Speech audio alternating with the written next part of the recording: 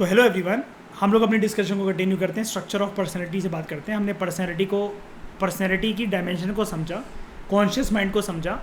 अब हम लोग बात करते हैं कि हमारी पर्सनैलिटी का स्ट्रक्चर क्या होता है। डॉक्टर सिगमंड फ्रॉयड की थ्योरी के अकॉर्डिंग, जिसका नाम है साइको एनालिटिक या साइकोडायनेमिक थ्योरी, हमारी पर्सनैलिटी के जो सबसे ज़्यादा प्राइमरी एलिमेंट्स होते हैं, सबसे ज़्यादा प्राइमरी बेसिक लेवल पर, वो होते हैं तीन।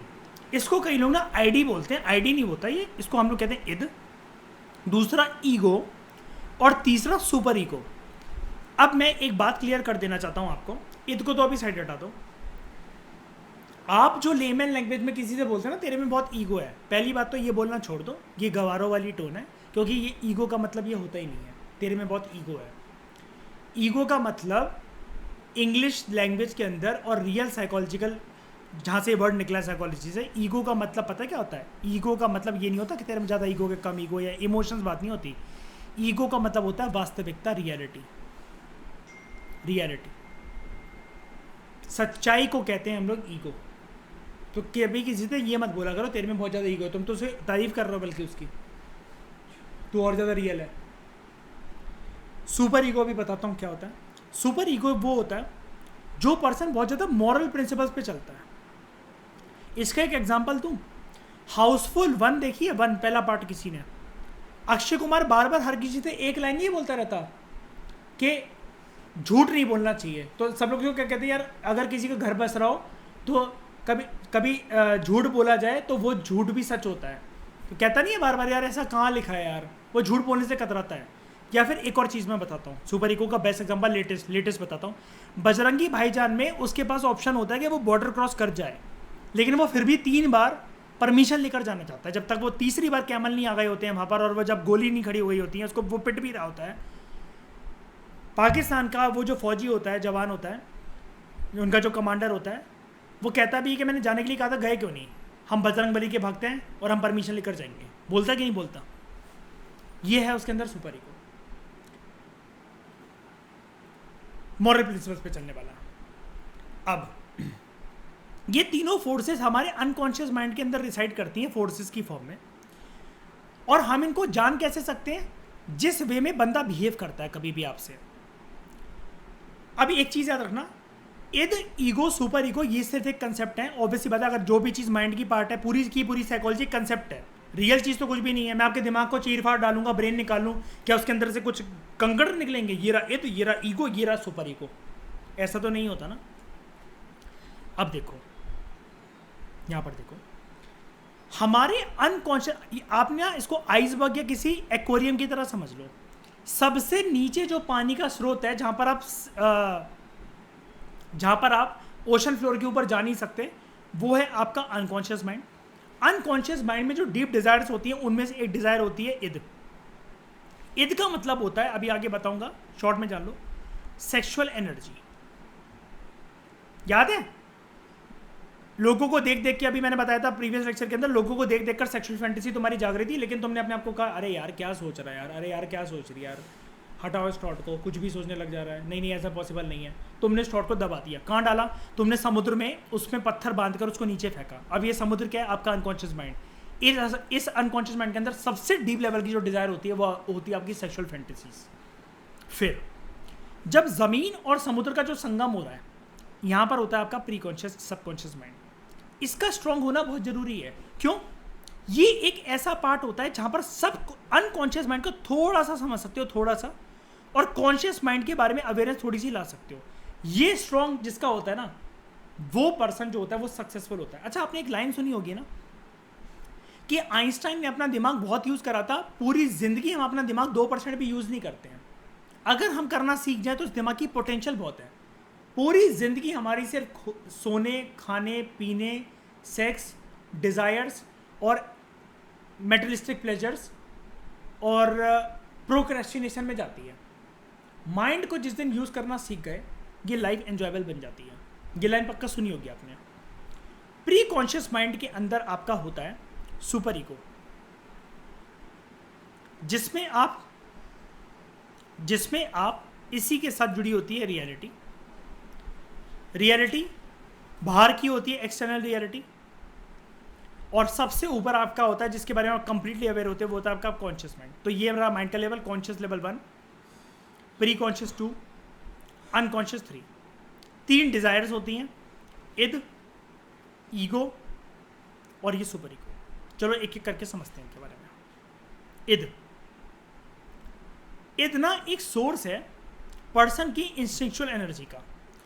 इद ना आपके अंदर क्या हलचल पैदा करता है, आपको जब इमीडिएटली अपनी प्रिमिटिव नीड्स की ग्रेटिफिकेशन पूरी करनी होती है ना, उस समय इद एक्टिव होता है। जैसे आप खाना पीना खाकर उठ चुके हो, आपने ये सोचा मेरा व्रत है और 11:55 PM हो रहे हैं, सिर्फ 5 मिनट आप अपने सेटिस्फाई करने के लिए अपने आप को, रात को आइसक्रीम या मोमोज आए हैं घर पे, आप कह रहे हो यार 1-2 खा लेती हूँ, कल तो मेरा व्रत है ही। यानी कि आप टेस्ट के चटोरे हो, जबान के चटोरे हो, आपसे कंट्रोल नहीं हो पाता कोई भी चीज़। कोई पर्सन ऐसे होते हैं कि अगर उनको बहुत ज़्यादा चटोरी चीज़ दिख जाए तो वो व्रत तोड़ने के लिए भी तैयार है अपना। ओ शिट यार, मैं तो भूल गया, मेरा तो व्रत चल रहा था, मैंने ये चीज़ खा ली। यहाँ पर आप अपने आप को इमीडिएटली, ग्रेटिफाई का मतलब होता है, ग्रेटिफिकेशन का मतलब होता है सेटिस्फेक्शन। आप इमीडिएटली अपने आप को सेटिस्फाई करने की कोशिश करते हो, आपसे कंट्रोल नहीं होता। यहाँ पर 2 तरह की एनर्जीज आपके सामने उत्पन्न होती हैं जब आपका इद एक्टिवेट होता है आपके अंदर। या तो सेक्सुअल डिज़ायर, आपने कोई वेब सीरीज़ देखी, कोई एक मूवी का सीन देखा या कुछ भी देख लिया और आपके अंदर सेक्सुअल डिज़ायर एक्टिवेट हो गई। जिसके अंदर इद हावी है ना, वो सेक्सुअल डिज़ायर को कंट्रोल नहीं कर पाएगा। अगर उसके पास पार्टनर है, ही और she will ask for sex with him. अगर उसके पास पार्टनर नहीं है, ही और she will watch pornography and fulfil his और हर फैंटेसीज। दूसरी एनर्जी होती है एग्रेसिव एनर्जी। इद के अंदर दूसरी एनर्जी होती है, एक होती है सेक्सुअल एनर्जी, सेक्सुअल डिजायर, दूसरी होती है aggressive desire, aggressive impulses, desire नहीं बोलती, एग्रेसिव इंपल्सेस। यानी कि अगर आपको गुस्सा आ जाता है, आपका गुस्से पे कंट्रोल नहीं है, आप चीजें तोड़ फोड़, एकदम से उठाना, एकदम से चिल्ला पड़ना, कोई संयम ही नहीं है आपके ऊपर। आप हल्की हल्की सी बात पे चिड़चिड़ा पड़ते हो, वो क्या कहते हैं, चिड़चिड़ा जाते हो। कबीर सिंह को देखा है, क्यों मयूर कशिश अमित, है ना, वो देखा, एक बुढ़ा बुढ़ी आते हैं उसके पास क्लिनिक पे, वो सवाल जवाब कर रहे होते हैं, वो एकदम से पेन पटक के अपना कहता है, ये एग्रेसिव इंपल्सेस जिसकी एकदम से छूटते।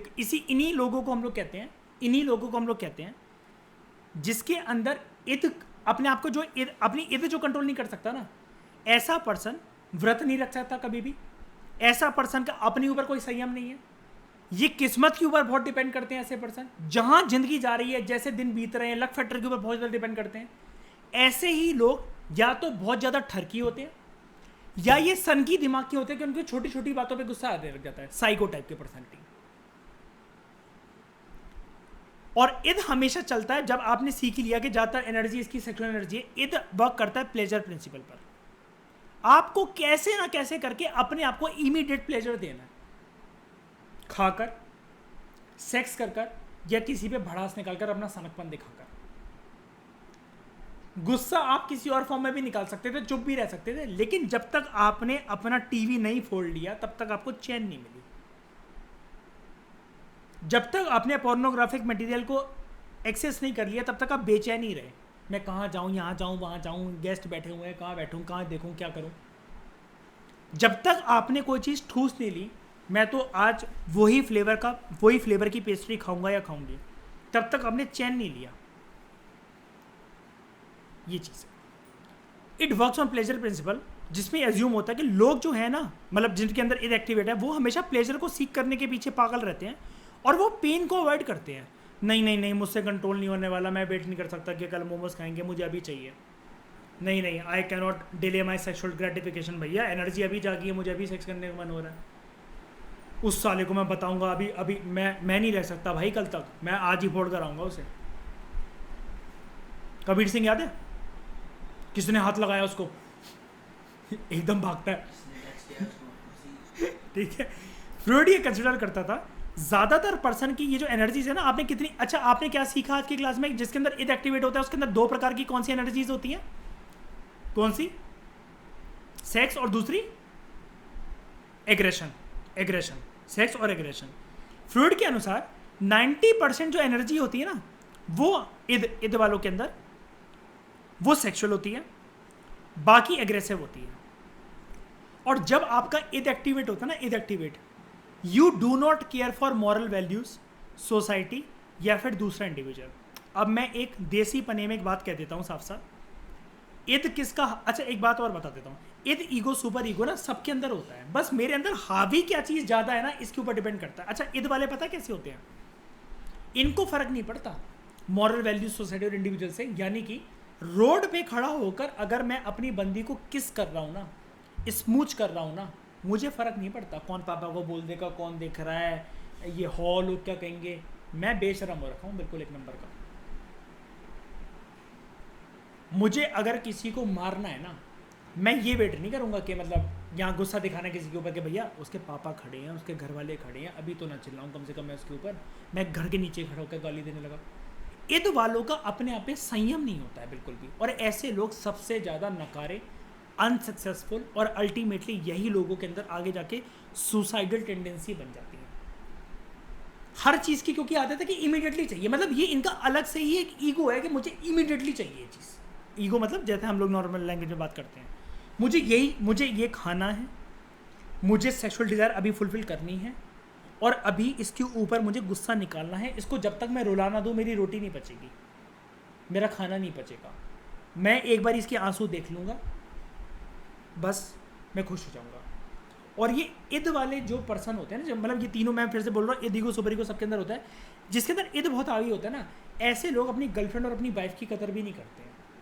वो सिर्फ अब उनको अपनी ज़िंदगी में रखते हैं just for fun, sex toy की तरह, और बहुत गंदी लैंग्वेज में उनसे बात करना, हाथ उठा देना, चीप वर्ड्स का इस्तेमाल करना, और औरत और लड़की की कदर कैसे करनी चाहिए इस चीज़ का उनको बिल्कुल ख्याल नहीं होता, क्योंकि they are concern with themselves only, immediate gratification.